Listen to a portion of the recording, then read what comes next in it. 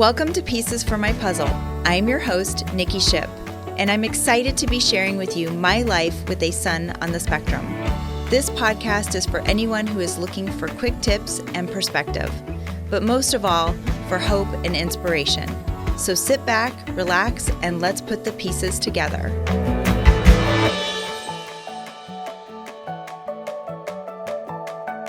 Hello and welcome back to another episode of Pieces for My Puzzle. I'm your host, Nikki Shipp. Thank you so much for joining us today. Last week, I had the great pleasure of speaking with Miss Jennifer Celeste Briggs, the author of a book called Watching Sarah Rise. If you didn't get a chance to tune into that episode, please do. We had a beautiful conversation, and I'm forever grateful for all the wonderful insight that she gave us on that episode. Thanks again, Jenny, for being on the show. This week, I am especially excited to have Ms. Kerre Burley on the show. She is a globally recognized parental development specialist with over 50 years of experience supporting families and young children.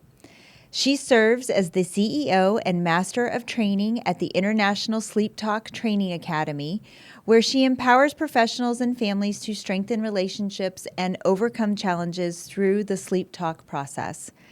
A highly skilled NLP consultant, transformational hypnotist, child abuse advocate, and money-minded coach, she offers a comprehensive approach to tackling issues such as childhood challenges, past trauma, financial stress, and family dysfunction.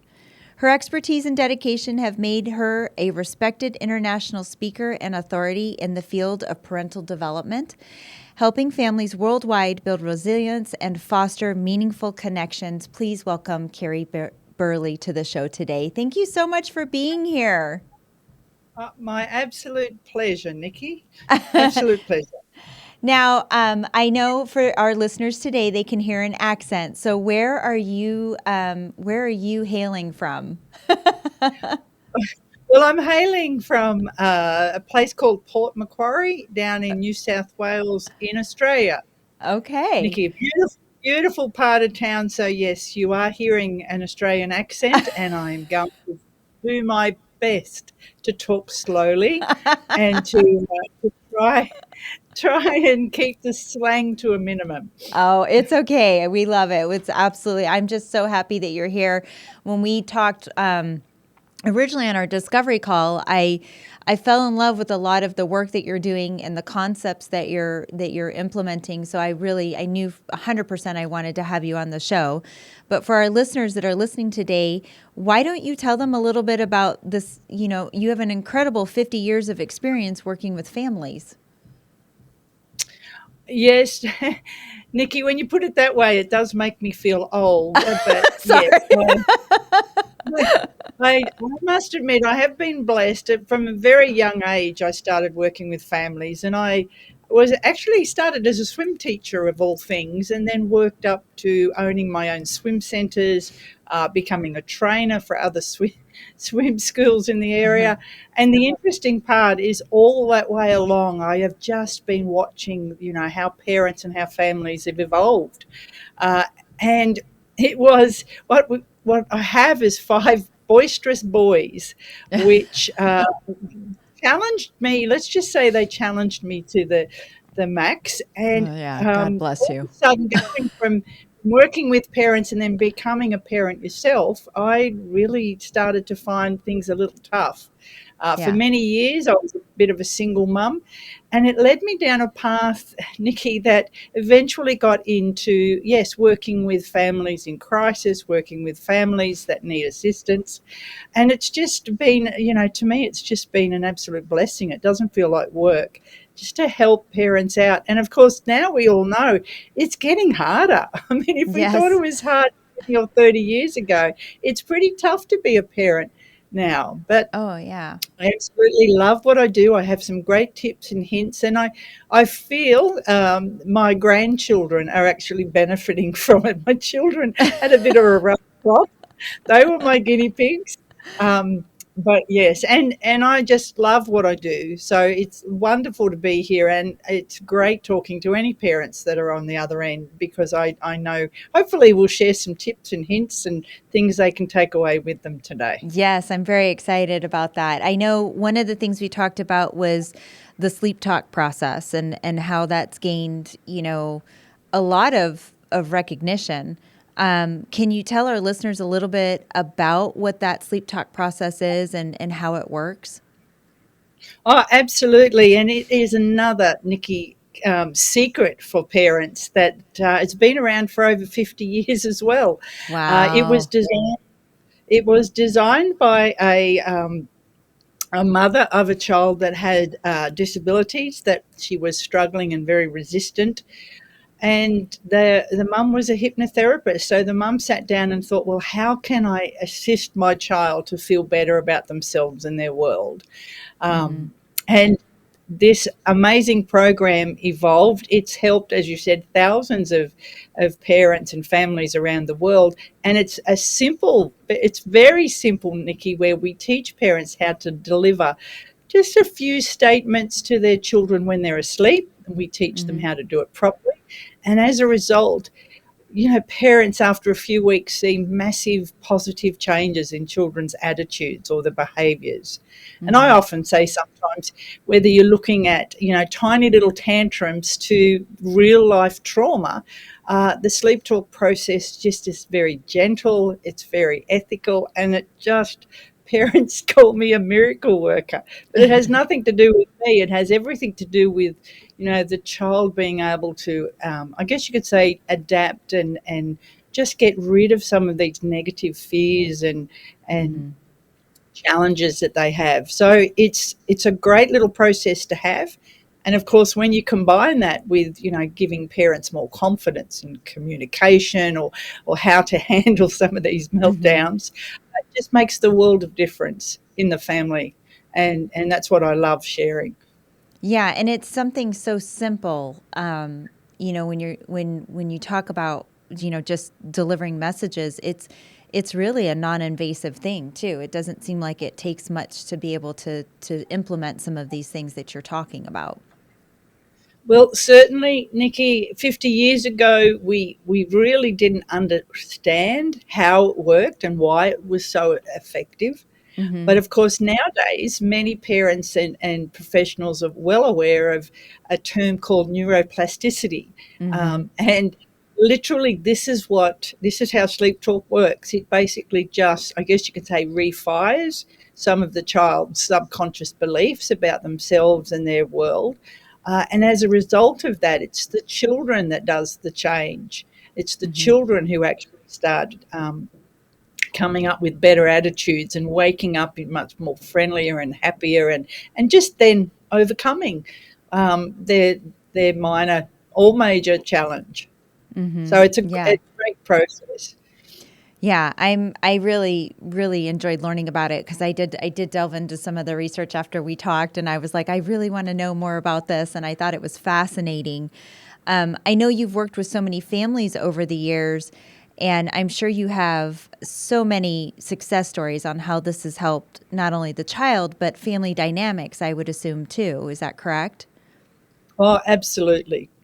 Absolutely. And it ripples out, Nikki, into the community, into the childcare centres, into the schools. We often hear Mm-hmm. from teachers, Yeah. parents wanting to know what has happened, what's been the change. And it's interesting that often I will talk to people about, it's like the missing piece of the jigsaw. So when we Yeah. talk about piece of my puzzle, sometimes, children can be having speech therapy, they can be going to, getting medical intervention, they could be having any sorts of challenges. And when a parent just begins this sleep talk process, this very simple process, it's interesting how everything falls into place, Mm-hmm. and everything starts to work well. So, we believe it is like the missing piece of the puzzle. And I love making sure parents understand how to utilize it and how to Mm-hmm. use it at their whenever they feel like it. It's just a very simple process. Yeah. Yeah. No, I was like a little blown away by it, to be honest with you. I was kind of like, what? what? Like, and I wish that I would have known that when Drayson was younger. I mean, we still try to do things with him now, obviously. He's 13, but, and he's entering that delicate age of becoming a teenager. So I can't wait for this rocky road that's going to come down the pipeline being a teen. But I've noticed that even just trying to instill more confidence in him, and I would assume by saying these things while they're sleeping, it goes into their subconscious. You talked about neuroplasticity, but it embeds in the subconscious. Is that correct? That's right. As good as parents as we all want to be, Nikki, as children are growing up, particularly in this day and age, unfortunately there are, I guess you could say, things that children hear, they see, Yes. they make decisions on, and we have no control over that. And sometimes they can be very negative. And as you know, they can manifest into all sorts of challenges down the track. Mm-hmm. And so this is what's so beautiful about this program is, and certainly as a mum of, as I said, as a mum of 5, I think with my first 3 children, I don't believe I did anything right. Some of the things that I would say to my children, some of the challenges I had with them, I wasn't handling it as well as I should have. And of course, I wish SleepTalk would have been around then. It was only on my 5th child that I discovered this amazing process and how it can undo some of this negative, there's these negative beliefs that children have without them even realizing it. They're just sitting in their subconscious. Yeah. Wow. That's just amazing.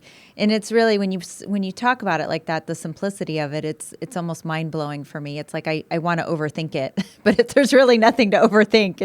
It's just my nature wanting to overthink everything. We talk about parents we spoke on the call that you and I had about, parents can feel so overwhelmed at times.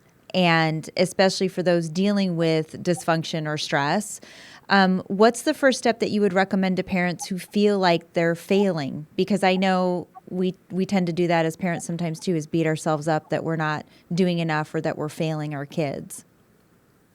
Absolutely. And my it sounds very simple, but I always say to a parent, okay, walk outside, look up, the sky is still blue and the grass is still green. So for me, it's like a couple of big breaths and then go back inside and you'll be fine.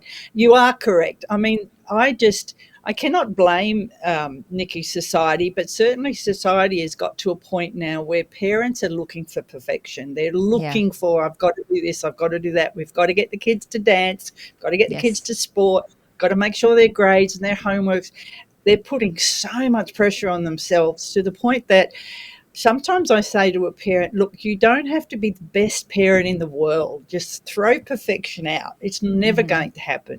But you do need to be the best parent in your child's world. And so in many cases, it's just if parents can let things go and just come back to simply spending time and listening and talking and enjoying their child. And I've had many parents tell me that that's long gone. The enjoyment from their child is gone. But, it is important for parents to, again, just reevaluate what they're actually doing, how are they acting, and how can they just simplify it and get back to the basics. Yeah. I know COVID, Nikki, was a terrible thing, but I must admit I had a lot of parents who contacted me and said they'd rediscovered their children. They literally had been so busy working and running the household that being forced at home with their child just gave them a chance to look at their child and go, well, let's forget about all the things they're doing wrong, but let's enjoy the time that we've got together. And a lot of parents said, I had no idea, Kerre, just how interesting, funny and witty they are, because we do get into this, I guess you could say mind-blowing situation where we are searching for perfection and it's just not there. Yeah. And I think we're very siloed. Like I know sometimes I feel like I get very siloed in what I'm doing. And like you said, that feeling of perfection, or it has to look this way or be this way, and letting go of a lot of that and it's still hard for me. It's a daily struggle for me personally. Like I'll fully admit that, but I will also admit that I've tapped more into that childlike mentality than I like. than I ever have since I was a child, being with Drayson. Like tapping into that childlike mentality was a rediscovery for me. And it felt awkward at first. It felt disjointed. It didn't feel right because that wasn't how I was conditioned. And so I think that you bring up a really valid point of just getting back to basics. Sometimes we need to break things down into baby steps. And I think sometimes when we see the big picture, we just go straight for the end game, not realizing, well, maybe you need to back this up. There's about 5 steps in between there that we're just surpassing completely. And I don't think that we forget that our kids don't know that, right? We know that, but our kids don't know that. And I think that that's something that I've recognized over the years, especially with Drayson, Your philosophy emphasizes laughter and fun as critical elements of parenting. And that's kind of what I was mentioning, that childlike mentality. Why is that so important, and how can parents incorporate more of that into their daily lives? Oh, great question, Nikki. It really comes down to, you are right. Parents focus on the big picture, and often we focus on multitasking. Mm-hmm. Women, we're great at going, I can be folding the washing and listening to a podcast and, getting like we multitask. When we talk about laughter and fun, what people don't realize is, and maybe the laughter movement, the yoga movement, laughter yoga started this 30 years ago, that there are so many, there are so many health benefits to laughter. There are so many benefits for connection when you're laughing with each other. And I certainly went through a homeschooling stage with my son, and I often revert to this, where I just got so focused on the timetable and the amount of work that it needed to be done. I kept thinking, I've got to switch my parent hat to my teacher's hat and be very strict. And of course, I had a lot of challenges because my son was very resistant to it. He as many children are. Yeah. The further I got, the more school marmish I got, the more he dug his heels in and did absolutely no work.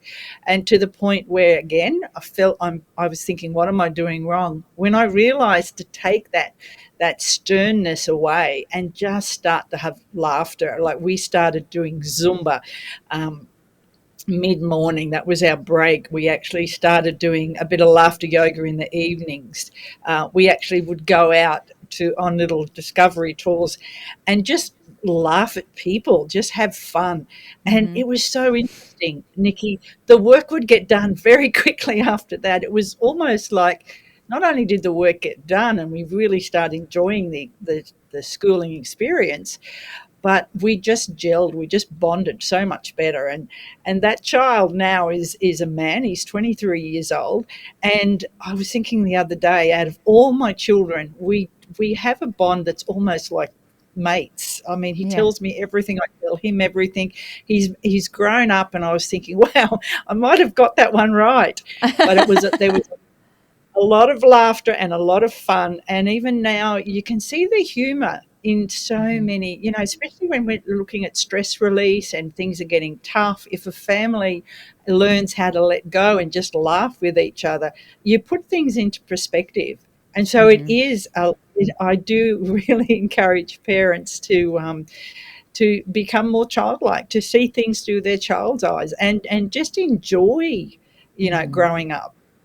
Yeah. Because, they do grow up way too fast. That's somebody who now has 5 adult children. Yeah. The time goes before you even know it. So it's really important. Yeah, my oldest is 29 now, and I'm always, I said just the other day to my husband, I just feel like I blinked and he's an adult. He's almost 30, and it's just crazy to me. I think about those things because it happened so fast. And even with Drayson, I can't believe he's 13 and he's a teenager now, and he's as tall as I am, if not taller at this point. And it's like I just blinked and it's gone. It happened so fast. But I love how you bring up getting back to that childlike mentality, because I think that we forget just in our overall daily lives how healthy that is for us, not just with our kids, but just in general, how healthy it is for you as a person to kind of tap back into some of those childlike things, I know many parents listening today feel like they may be struggling to keep up. I know that I've been one of them. in the past. If you could share one piece of advice to parents trying to find a balance and joy, what would that be? Look, it sounds very silly to say, but I often say you have to spend time to make time. Yes, so true. So I do. When I talk to parents who don't have time to scratch themselves, I said, okay, well, you need at least an hour every Sunday to sit down and start looking at a meal plan. Start looking at ways you can batch your jobs together. Start looking at prioritizing what is important to you and what isn't important to you. And then I might go the extra step, Nikki, just depending on how busy the parents are, by saying, well, okay, let's extend it to 2 hours now. I want you to sit down with your partner and work out what's your parenting plan. Parents don't have parenting plans. Yeah. They're just going, they're doing everything they can to get through.